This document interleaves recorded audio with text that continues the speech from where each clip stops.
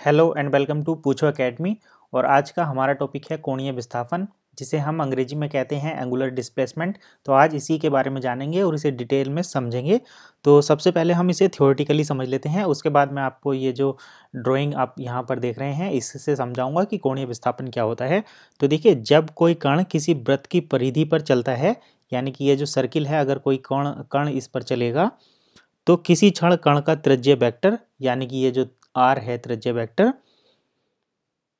कण की प्रारंभिक स्थिति के सापेक्ष जितने कोण से घूमता है उसे उस कण का उस कोण को उस कण का कोणीय विस्थापन कहते हैं।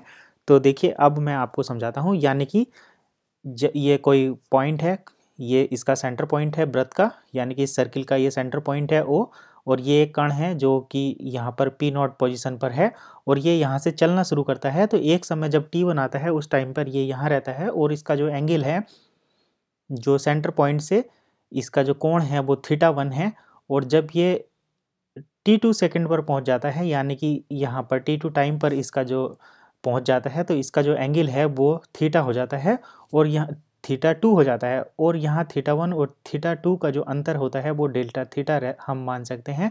तो इस क्षण यानी T2 क्षण पर इसका जो कोणीय विस्थापन है डेल्टा थीटा है, यही इसका कोणीय विस्थापन होता है। तो इसको हम किस तरीके से निकालते हैं, हमारे पास एक फॉर्मूला होता है कोण बराबर चाप बटे त्रिज्या। तो डेल्टा थीटा की अगर हम बात करें तो चाप इसकी हो जाएगी T1 से T2 के बीच में डेल्टा S और इसके बटे त्रिज्या होती है R। तो हमारा कोणीय विस्थापन हो गया त्रिज्या, ये कोणीय विस्थापन बटे त्रिज्या। अब हम इसकी बात करते हैं, जैसे कि हम यहाँ T2 और T1, तो दोनों का T2 माइनस T1 जब निकालेंगे तो ये डेल्टा T टाइम हो जाता है हमारे पास। जैसे कि माना कोई कण किसी वृत्त पर स्थिति P0 से वामावर्त दिशा में चलना प्रारंभ करता है, यानी कि क्लॉकवाइज वामावर्त दिशा में चलना शुरू करता है और किसी क्षण T1 पर कण की कोणीय स्थिति θ1 है तथा T2 पर θ2 है। तो इन दोनों का डिफरेंस हम यहाँ पर ले लेंगे। चूँकि हम बहुत छोटे छोटे समय अंतराल की बात कर रहे हैं, तो T2 और T1 का जो समय होगा वो डेल्टा T तथा इनका जो कोणीय विस्थापन का डिफरेंस होगा वो θ2 हम ले लेते हैं।